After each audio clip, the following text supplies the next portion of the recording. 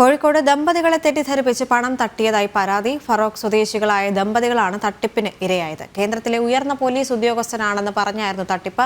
SIM കാർഡിന്റെ duplicate ഉപയോഗിച്ച് ഹവാല തീവ്രവാദ പ്രവർത്തനങ്ങൾക്ക് അക്കൗണ്ട് വഴി പണം ഇടപാട് നടത്തിയിട്ടുണ്ടെന്നും കേസിൽ നിന്ന് മോചിപ്പിക്കാമെന്നും പറഞ്ഞായിരുന്നു തട്ടിപ്പ്.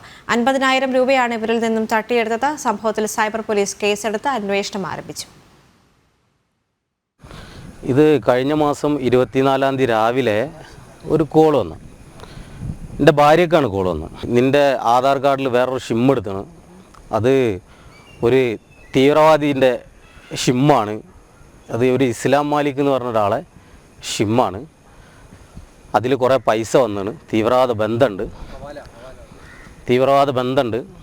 അതിൽ 400 ആൾക്കാർ അക്കൗണ്ടിൽ ഇങ്ങനെ പൈസ വന്നാണ്. അതിൽ 200 ആൾ ഓൾറെഡി പിടിക്കപ്പെട്ടാണ്. 200 ആളെ ഇങ്ങനെ ട്രേസ് ചെയ്തുകൊണ്ട് നിൽക്കുകയാണ്. അതിൽ മുംബൈ ക്രൈംബ്രാഞ്ചാണിത് അന്വേഷിക്കുന്നത്. നിരീക്ഷണത്തിലാണ് എന്ന് പറഞ്ഞ് ഞങ്ങൾ ആ ഒരു പേടിയിൽ ഒരു 50,000 റുപ്യ നമ്മൾ അയച്ചു കൊടുത്തു. 50,000 റുപ്യ അയച്ചു കൊടുത്ത് വീണ്ടും പൈസ ചോദിച്ചപ്പോൾ ഞാൻ അവളോട് ചോദിച്ചത് ഇതാണ്, എന്തിന് പൈസ കൊടുക്കണം?